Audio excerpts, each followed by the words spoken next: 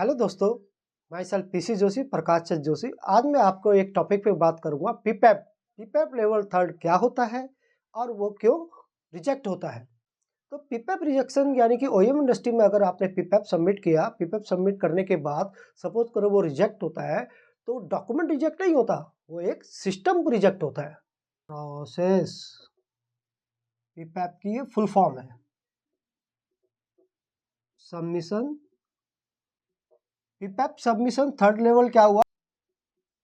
पीपैप submission third level का मतलब है कि PPAP document full level document submission to customer. अगर आप टायर 2 में काम कर रहे हो, टायर 1 में आप देंगे, टीयर 1 में तो आप अपने ओईएम कस्टमर को देंगे। एस्कॉर्ट, आपका GM, General Motor, Nissan, Daimler, different different manufacturing industry. या इसे बोलेंगे कंप्लीट पीपैप सबमिशन।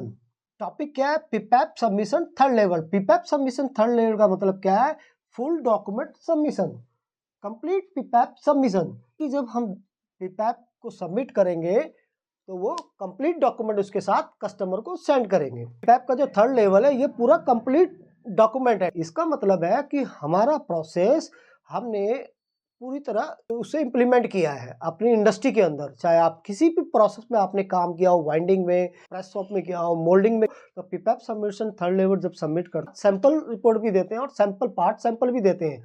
इसका मतलब ये नहीं कि वो डॉक्यूमेंट है, वो डॉक्यूमेंट नहीं है। वो कंपनी श्योर करती है कि हमने जो प्रोसेस बनाया है वो बिल्कुल कंट्रोल है, और जितने भी इसमें क्रिटिकल और स्टैटिकल पार्ट है उसको हमने कंट्रोल करते हुए, टेस्ट करते हुए, प्रोसेस में स्मूथ बनाया रनिंग कंडीशन में, और तब आपको हमने सबमिट किया है। तो इसलिए पीपैप क्या श्योर करता है किसी भी कंपनी का प्रोडक्शन पार्ट अप्रूवल प्रोसेस, कि हमने प्रोडक्शन करते हुए, रनिंग कंपोनेंट बनाते हुए, असेंबली लाइन में टेस्टिंग की है, इंस्पेक्शन किया है, तब आपको हमने सबमिट किया है।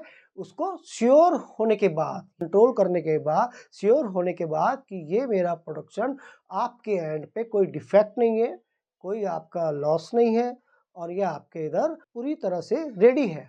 ये एक डॉक्यूमेंट नहीं है, ये कंप्लीट सिस्टम है। सिस्टम मींस इनसे लेके एक्टिविटी करने के दौरान और डिस्पैच करने तक कंपनी इसको श्योर करेगी कि हम बिल्कुल श्योर हैं और आपको हम ये पीपैप पूरा सबमिट कर रहे हैं, ताकि आप इसमें क्या दे, अप्रूवल दे हमें। ओईएम या कस्टमर चेक पॉइंट ऑफ पीपैप।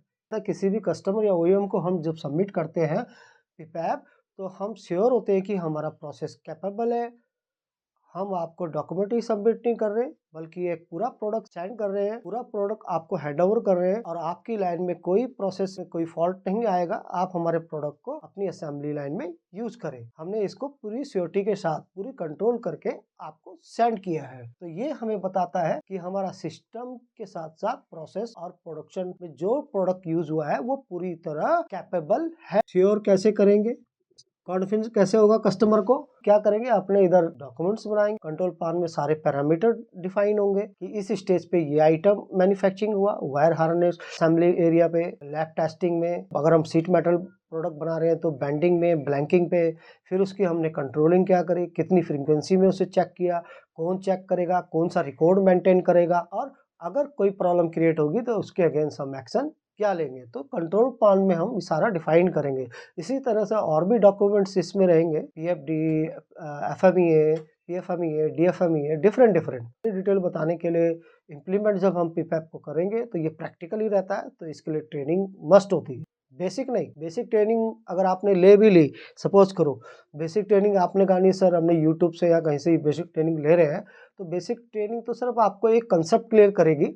लेकिन जब आप डेप्थ ट्रेनिंग उसकी लोगे, तो जब आपको क्लियर होगा कंसेप्ट, डाउट नहीं होगा कि सर ये पीपैप होता क्या है, कब यूज़ करते हैं, थर्ड लेवल में कौन से डॉक्यूमेंट आते हैं, थर्ड लेवल में जो डॉक्यूमेंट यूज़ कर रहे हैं तो कंट्रोल प्लान में क्या क्या पॉइंट्स है, एफएमई में क्या क्या पॉइंट्स होते हैं, फिर आपस में ये टेक्निकल डिस्कशन भी होता है। तो ये एक ट्रेनिंग का पार्ट है। अब आ गया पीपैप रिजेक्शन रीजन। पीपैप के रिजेक्शन रीजन के कई कॉजेज होते हैं।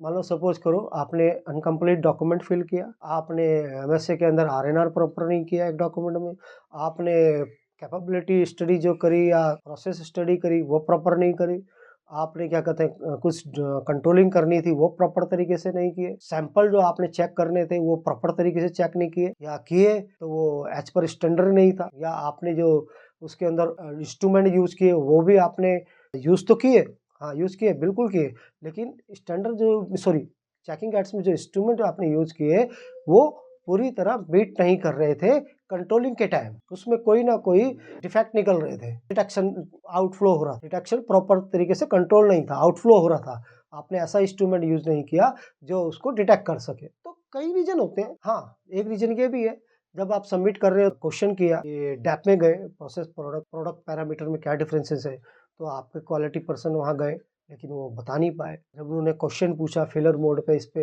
वो डेप्थ में नहीं बता पाए, बस उन्हें बेसिक नॉलेज थी, इसकी वजह से भी पिपैप रिजेक्ट हो जाता है कि पहले आप ट्रेनिंग लो फिर आप रीसबमिट करो। 30% थ्योरिकल, 70% प्रैक्टिकल। प्रैक्टिकल आप अपने आप नहीं करेंगे, प्रैक्टिकल करने के लिए आपको कोई ना कोई स्किल्स पर्सन की रिक्वायरमेंट होगी जो आपके मिस्टेक को देखेगा, वेरीफाई करेगा और रिव्यू करेगा और proper time to time guidance भी देगा, ताकि आप इंडस्ट्री की रिक्वायरमेंट के अकॉर्डिंग काम करो और अपनी स्किल को इम्प्रूवमेंट करो। गलत टैग पे ना चले, गलत टैग्स मीन्स ऐसा टॉपिक ना पड़े, इसी जगह से कंटेंट डाले जो आपके लिए बेनिफिट ना हो, यानी कि रिलायबल कंटेंट जो आपके लिए इंपॉर्टेंट है। क्या है?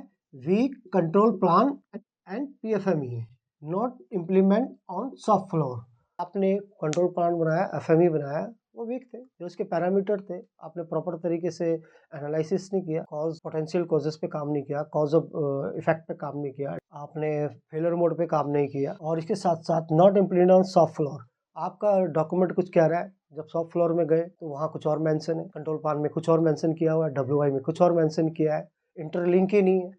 जब इंटरलिंक नहीं होगा तो पिपैप क्या आपका पास होगा? नथिंग। पिपैप पास होने का मतलब है जब आपने पिपैप में जो डॉक्यूमेंट इंप्लीमेंट किए, जब कस्टमर ऑडिट करे या आप ऑडिट करें, तो जो डॉक्यूमेंट में मेंशन है उसी के अकॉर्डिंग आपके सॉफ्ट फ्लोर में भी इम्प्लीमेंट होना चाहिए। पीपैप लेवल 3 का मतलब है कि हमने जो आपके पीपैप 3 सबमिट किया तो वो क्या है, OEM की रिक्वायरमेंट को मीट करते हुए हमने सबमिट किया, और सबमिट करने के बाद हम पूरी तरह श्योर हुए कि हमारा प्रोसेस, हमारा जो प्रोडक्ट है वो पूरी तरह रिक्वायरमेंट को मीट कर रहा है, उसी के बाद हमने आपको ये पीपैप सबमिट किया। Control effectiveness, quality, mindset. OEM customer इसमें क्या चेक करता है? OEM माने ओरिजिनल इक्विपमेंट मैन्युफैक्चरर, जो आपका Tata, Mahindra, Nissan, Daimler, Ford, general motor, different industry हैं, वहां पे जब हम पीपैप सबमिट करते हैं। कस्टमर चेक, क्या आप OEM बोलो चाहे कस्टमर बोलो, हाँ Tier 1 इंडस्ट्री भी है, वो भी आपके कस्टमर है, Tier 2 Tier 1 को देते हैं और Tier 1 OEM को देते हैं। तो OEM और कस्टमर जो क्या चेक करता है कि प्रोसेस स्टेबिलिटी, यानी कि जो आपने पीपैप लेवल 3 में जो सबमिट किया है, सबमिट करने के बाद आपका प्रोसेस स्टेबल है या नहीं। स्टेबल माने वो मीट कर रहा है नहीं कर रहा है, कोई उसमें प्रॉब्लम क्रिएट तो नहीं हो रही। जो आपने हमें डॉक्यूमेंट सबमिट किया है, डॉक्यूमेंट सबमिट करने के बाद श्योर हुए हो कि मेरा प्रोसेस अब आपके एंड पे हमने दिया है, श्योर करने के बाद, तो क्या है कि जब कब श्योर किया है, जब हमारा प्रोसेस स्टेबल हो गया है। स्टेबल माने स्मूथ हो गया है कि अब हम प्रोडक्शन दे सकते हैं, ना रिजेक्शन पे हमने कंट्रोल किया है, वेस्टेज पे कंट्रोल किया है, डिलीवरी कॉस्ट ऑल ओवर हमने उस प्रोसेस को मीट किया है एज पर रिक्वायरमेंट, तो इसलिए हमारा प्रोसेस स्टेबल हो गया। Control effectiveness, control control control माने आपने जब पीपैप बनाया, मेटल रिसीव के बाद store, incoming, quality, testing, lab, ये सब जगह से जब आपने उसको कंट्रोलिंग करी, चेकिंग के दौरान, इंस्पेक्शन के दौरान, और आपने वेरीफाई भी किया, तो ये कहता है कि हाँ मेरे डॉक्यूमेंट के अंदर जो मैंने आपको पीपैप लेवल 3 डॉक्यूमेंट मैंने जो सबमिट किया है, तो वो सबमिट करने के बाद मेरा पूरा प्रोसेस जो है इफेक्टिवनेस है।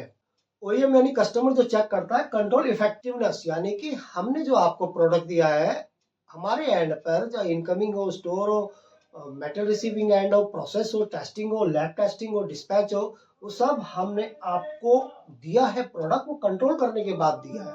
हमने चेकिंग पैटर्न लगाए, टेस्टिंग लगाए है, और श्योर हुए कि हमारा प्रोडक्ट बिल्कुल ओके है, तो इसका मतलब कंट्रोल हमारा इफेक्टिवनेस है। कौन चेक करेगा?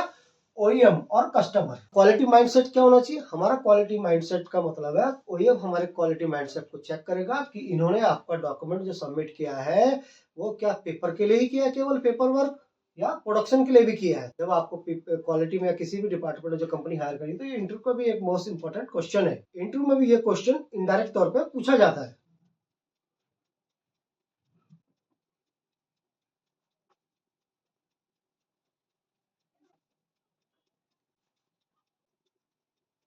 अब पीपैप रिएक्शन रीजन, पीपैप रिएक्शन रीजन में क्या है कि इसमें क्या है कि प्रोसेस यानी सब फ्लोर में जो आप प्रोसेस करते हैं वो कुछ और बोलता है और डॉक्यूमेंट आपका कुछ और बोलता है, दोनों मैच नहीं करते।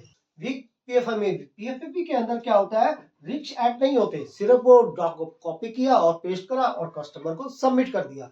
उसके अंदर रिक्स डिफाइन नहीं होते, सेवरिटी भी एक्चुअल तौर पर डिफाइन नहीं की होती। एसओडी जो हम निकालते हैं मल्टीप्लाई करने के बाद जो आरपीएन हमारा निकल के आता है वो भी हमारा प्रॉपर नहीं होता। यानी पीएफए के हमारा पीएफए में वीक होता है। उसके अंदर जो फेलियर मोड इफेक्ट एनालिसिस निकालते हैं, रिस्क प्रॉपर तरीके से हम एनालाइज नहीं करते। कंट्रोल प्लान आपने बना दिया, उसके अंदर आपने प्रोडक्ट और प्रोसेस पैरामीटर डिफाइन कर दिए, लेकिन वो डॉक्यूमेंट में तो स्ट्रॉन्ग होते हैं, लेकिन जब सॉफ्ट फ्लोर में देखते हैं तो वो भी आपके क्या कहलाते हैं, वीक, मिसमैच होते हैं। वो भी क्या कहलाएंगे, मिसमैच। या वीक हो गया या मिसमैच हो गया। डेट इनकंसिस्टेंस का मतलब हो गया कि आपने जब पीपीएफ बनाया थर्ड लेवल, उसके अंदर डिफरेंट जो डॉक्यूमेंट है, पीपीएफडी कब बनना है, कंट्रोल प्लान कब बनना है, पीएफएमई कब बनना है, कब सैंपल हमें इंस्पेक्शन करने हैं, कब सबमिट करना है, उनकी डेट भी क्या होती है, एक तरह से मिसमैच यानी अनइवन, सीक्वेंस में नहीं। नो ऑनरशिप, नो ऑनरशिप का मतलब है कि ऑनरशिप भी प्रॉपर कोई नहीं लेता है कि मैं इसका पूरी तरह जिम्मेदार हूँ, मैं रिस्पॉन्सिबल हूँ इन सब एक्टिविटी के लिए, पीपैप के लिए। यदि आपसे इंटरव्यू में कोई पूछे पीपैप लेवल थर्ड क्या होता है, तो अब आप बताएंगे ना कि पीपैप लेवल थर्ड का मतलब सारे ऑल डॉक्यूमेंट, जो 18 डॉक्यूमेंट है AIAG गाइडलाइन के अकॉर्डिंग, वो सबमिट करने हैं। सबमिट करने के साथ साथ डॉक्यूमेंट सबमिट करना ही नहीं, पूरी तरह से श्योर है कि हमारा प्रोडक्ट पूरी तरह से बना है सिस्टम के अकॉर्डिंग। हम सारे पॉइंट को हमने कंट्रोल किया है, चेक किया है, वेरीफाई किया है, टेस्टिंग किया है, वैलिडेट किया है, तब आपको हमने सबमिट किया है विद ऑल डॉक्यूमेंट। हम श्योर है कि हमारा प्रोडक्ट बिल्कुल ओके है। अब यदि आपसे पूछा जाए कि पीपैप लेवल थर्ड क्या होता है, तो आप कहेंगे कि पीपैप लेवल थर्ड डॉक्यूमेंट सबमिट करना ही नहीं, बल्कि उसे कंट्रोल करके, टेस्टिंग करके और पूरी तरह श्योर होके सबमिट करना भी है कस्टमर को। इस चैनल पर हम पीपैप और ऑटोमोटिव सिस्टम के कंसेप्ट को समझते हैं, वो भी सिंपल लैंग्वेज में। आगे समझना होगा, लेकिन एक्चुअल पीपैप प्रिपरेशन, उसके 18 डॉक्यूमेंट को डेप्थ तौर पे समझना, उसके लिंकेज को समझना, ओईएम और कस्टमर की रिक्वायरमेंट को समझना और उसे प्रोसेस से लिंक करना, इस सब के लिए आपको डेप्थ ट्रेनिंग लेनी होगी। यानी डेप्थ ट्रेनिंग से के माध्यम से इसे समझना होगा, ताकि आप इसे सॉफ्ट फ्लोर में इंप्लीमेंट कर सके। यदि आप ऑटोमोटिव इंडस्ट्री में ग्रो करना चाहते हैं तो आप इंडस्ट्रियल स्किल हब चैनल को फॉलो करें। Thank you.